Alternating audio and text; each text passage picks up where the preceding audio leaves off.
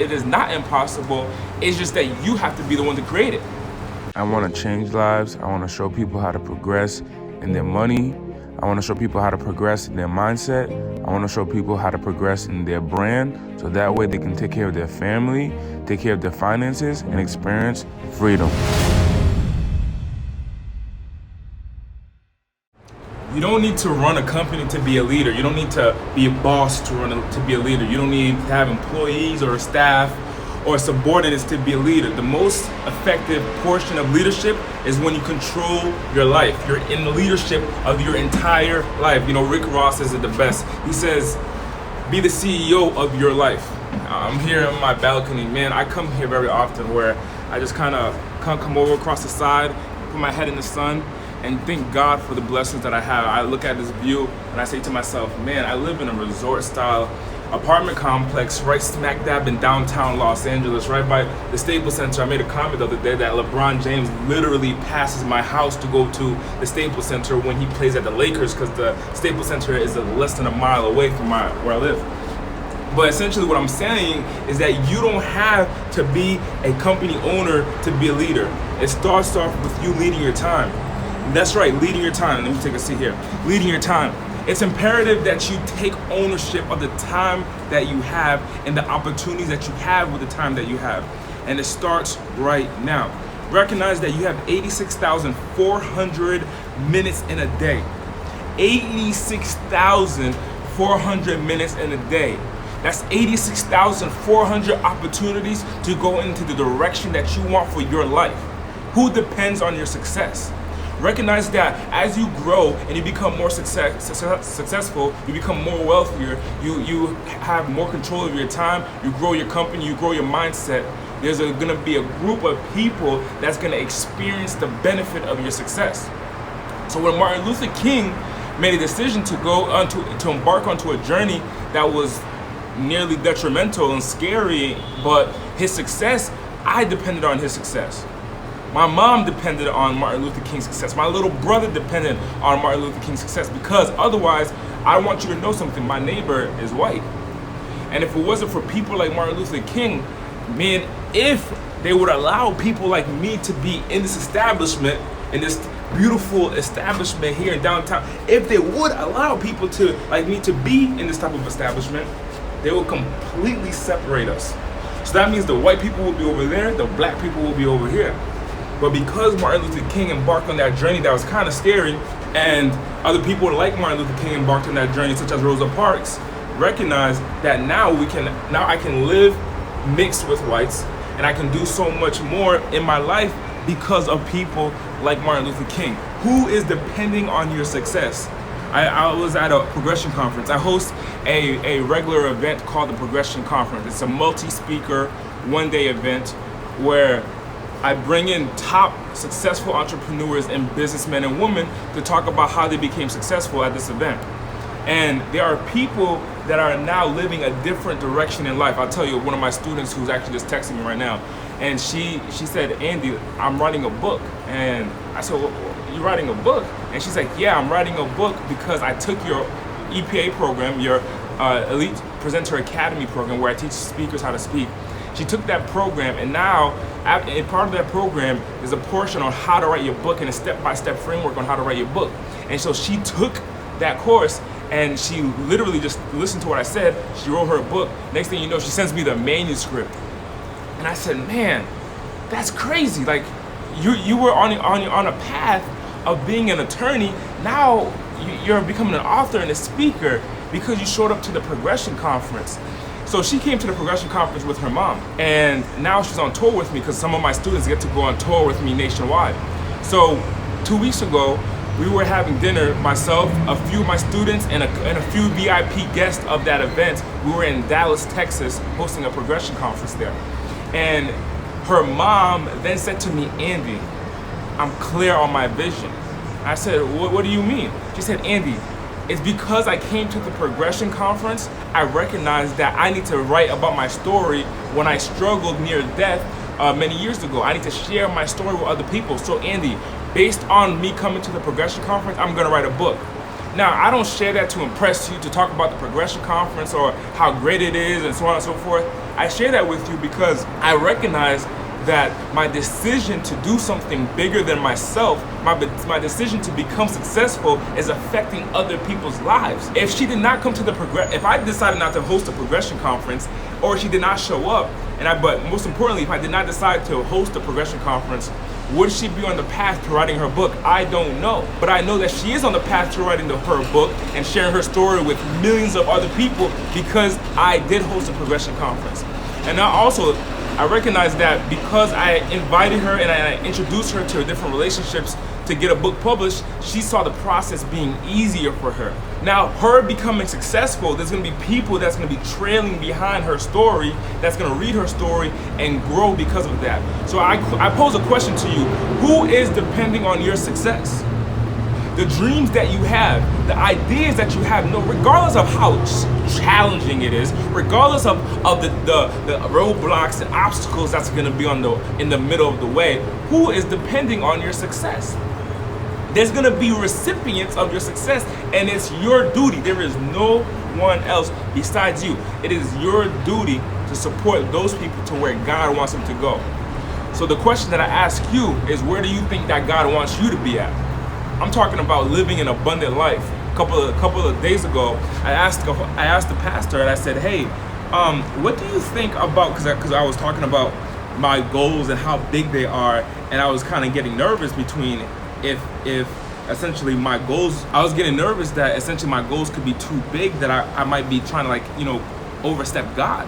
And the way that this pastor laid it out for me, he said, God gave Adam and Eve the Garden of Eden to do he gave Adam and Eve essentially the tools to live the best life possible. And all you got to do is just do the work, and you'll receive anything that you ask God for. So what do you think God wants you to do? What's the biggest, the highest level for your life? What's the biggest, highest goal that you can achieve in your lifetime? I mean, is it just to work a 9-to-5 job and complain every day and come home and talk to the kids and your husband or your wife? Is it just to come home and live a mundane life? Or is it to do something more spectacular? I ask you, and I pose that question. Might I submit for your consideration that you are destined for something bigger than you have ever experienced before in your life? You are destined for something bigger than that has ever happened in the world. So these ideas that you have, that some may say that's impossible, might I submit for your consideration that it is not impossible? It's just that you have to be the one to create it. We look at cars nowadays. Hey, when Henry Ford had this vision of a vehicle moving forward and on its own with a motor on it, at the time it seemed impossible because everyone was moving around or transporting themselves via horse carriages. So when Henry Ford created the Model T, he recognized that there is going to be a trickle of people depending on his success. So the reason we don't have to get into a horse-driven carriage is because Henry Ford took his idea and made it into reality. So what is your goal? Why are you here? Look, you need to do something big with the time that you have. And it starts with taking leadership over the time that you have. I write in my book, No More Average. I wrote in the book, No More Average, I said, you need to be nimble with the things you can't control and be able to control the things that are controllable. So in life, there's gonna be things that you cannot control. Hey, you can't control the weather, but you can control where you are in the world when the weather hits. So a couple of days ago, there was a storm in Miami and the Bahamas. And I saw it. There's a group of successful individuals that I connect with and collaborate with and work with that are based out of Miami. What they decided to do was, instead of being in the rain, instead of being affected by the hurricane, they left and came to the West Coast. They got on a plane, took the whole family went, got on a plane, came to the West Coast where it was sunny, beautiful California. But Miami was raining, and this person made a decision to control where he was so he didn't have to experience the hurricane. In your life, there's gonna be hurricanes. In your life, there's gonna be rainstorms. But you can control what you can control and be nimble to the things that you can't control. So when there's a hurricane come in your city, in your town, or there's a rainstorm come, control where you go, control where you are. And that's taking complete leadership. There's a difference between being a victim and being responsible. There's a difference between being a victim and being responsible. I take ownership and responsibility of everything that happens in my life. The reason why is because I can control everything that happens in my life. You know, a couple of weeks ago, we were in Dallas and Houston. We were driving, and between Houston and Los Angeles, California. So I went with six people to Houston and Dallas. We held 2 progression conferences back to back. That one-day multi-speaker event, that seminar that I hold on a regular basis. We held 2 of them. One on Friday in Dallas. Then we drove 3 hours to Houston. Now between Los Angeles to Dallas is about a 30-hour drive, almost 30 hours from where we are in Los Angeles. So we traveled through many states. We went through Arizona, went through New Mexico, and so on and so forth. And on the way from Houston to Los Angeles, there was a tie. Now I wasn't driving. My videographer was driving my rental car, and one of my team members was driving my personal car behind the rental car. And on the road in New Mexico, as we were traveling through New Mexico, there was a tire in the middle of the road. And because it might have been 2 o'clock or 3 o'clock in the morning, because this tire was in the road and everyone was tired and the drivers were kind of tired and not really paying 100% attention, by the time that the rental car got in front of the tire, it was too late to swerve out of the way, so we hit the tire. The same thing happened behind on my personal car, where my team member was driving and he hit the tire. Now, because my personal car is a 4-door sedan, the tire took out one of my wheel wells and affected the alignment on my car. Instead of me being a victim to that circumstance or that challenge, I took a responsibility and I said to myself, what could I have done different to never allow that to happen in the future? One thing I could do different is we don't drive anymore, we fly everywhere. Another thing I could have done is instead of me driving my personal car and affecting my personal vehicle, I can take a driver and have a driver drive, and if anything were to happen, it would go based off the driver. We could have just flew. And also, I took responsibility in the fact that I did not share with my team members to put the high beams on so they can see further in front of them. So I'm taking responsibility and saying to myself, how can I not allow this to happen in the future? But victim mentality would say, poor me, my car got hit. Oh man, my wheel wells got ripped out. Oh man, my alignment is affected because of this experience. And they would pity themselves. So my invitation to you is never to pity yourself, but be in completely control of everything that happens in your life, so that way you can progress. Progression is the mindset that I must improve on a regular basis based off the things that happen to me on a daily basis. So because that one experience happened where we crossed over the tires and it affected our cars, I mean the rental car got hit and damaged, and then now there's a claim on my insurance because of that experience. So me taking responsibility, I say, okay, how can I ensure that this never happens again? This is a way to progress. See, progression is taking complete ownership of your time, of your life, and everything that you simply do. You will never be a victim with a progression mentality. Nothing bad can happen to you. Everything happens for you and your growth and your success. Nothing bad can happen to you. Everything happens for you for your growth and your success. Les Brown, a renowned motivational speaker, the #1 motivational speaker in the world. He's a mentor of mine, and I was on the phone with him. This was many years ago, I think nearly 3 years ago. Les Brown calls me. This is when I just started in the seminar space. I host regular seminars now, and I just started being a speaker in the seminar space.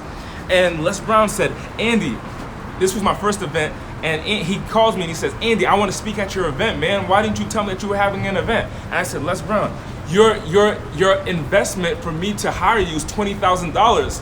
I'm 21. I don't have $20,000. And he said, Andy, let me tell you something. I want to speak at your event. We're gonna blow this event up. I got 1.2 million people on my Facebook. I'm gonna fill up that event with you. Let's do it. Let's go big. I said, Les, this is amazing. This is crazy. Let's go. So we started talking about details. We started talking about the Facebook Live that we're gonna do. We started talking about the ads that we're gonna do, and so on and so forth. Within 3 minutes of that call, within 3 minutes of him telling me that he's gonna speak at my event, I said, Les, can I ask you a question? Do you really believe that we're gonna have a full event? Les Brown said, Andy, you know what? Never mind, I don't wanna do the event with you. The #1 motivational speaker, ranked up with Tony Robbins, Eric Thomas, he says to me, never mind, I don't want to do business with you, and he hung up the phone on me.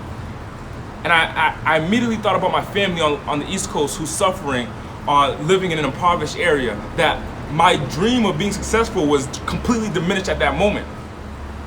I got into my living room and I went back and forth to my living room and I said, God, why would you do this? I don't understand. I got into my car, drove to the house that Les Brown was staying at, and I went to the door and I ran to the door as fast as I can, knocking on the door. I said, I gotta take this opportunity and I will not quit. So I knock on the door, and next thing you know, a woman opens the door and she says, Andy, Les Brown is not here. I said, where is he? She says that he's in the OC, Orange County, shooting a commercial. He's not here. And I said, man, what am I gonna do? Right by this house, there's a beach. So I walk to the beach and I put my feet into the sand, and I'm looking at the sky and I'm asking God, why did you allow this to happen to me? My dreams were right in front of me. My goals were right in front of me. My mom, me being able to retire my mom was right in front of me. Me being able to take care of my brother's college was right in front of me. Me being able to take care of my father, me being able to take care of my family was right in front of me. And I had the goal because I believed that my business would skyrocket, my success would skyrocket with him being a part of my journey. And I asked God, why did you allow this to happen to me? And God told me right then and there, he said, Andy, I had to use Les Brown in this predicament so I can show you not to doubt yourself. I can show you not to doubt yourself because I felt the only way I could be successful was if I was attached to someone else. Now, I love Les Brown. He mentored me, showed me the way, gave me guidance, and continually does on a regular basis. But I had to have that belief in myself as well and not put 100% of my belief in another man. So I invite to you that experience, although it was challenging, although it was hard, although it was scary, and I didn't know what to do, what was going to happen next, it was happening for me, not against me. So that experience took me to another height in my belief system in myself, my belief system in Andy Audate, my belief system in what I can do. Because of that experience, I grew as a person. A week and a half later or 2 weeks later, I get a phone call. It's Les Brown's president, and Les Brown's president says, Andy, for some reason, Les Brown called me and he said, Andy, he wants to speak at your event. I said, he wants to speak now? He said, yes, Les Brown wants to speak at your event. And he's not gonna charge you. He's gonna come and speak and give you the opportunity to be on stage with him.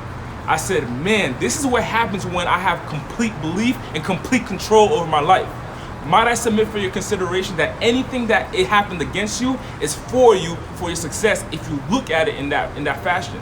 If you look at that situation or that circumstance as how is this gonna benefit me? How is this growing me? How is it supporting me in my progression? Once you have that mindset, anything that happens to you in your life is gonna be for your success.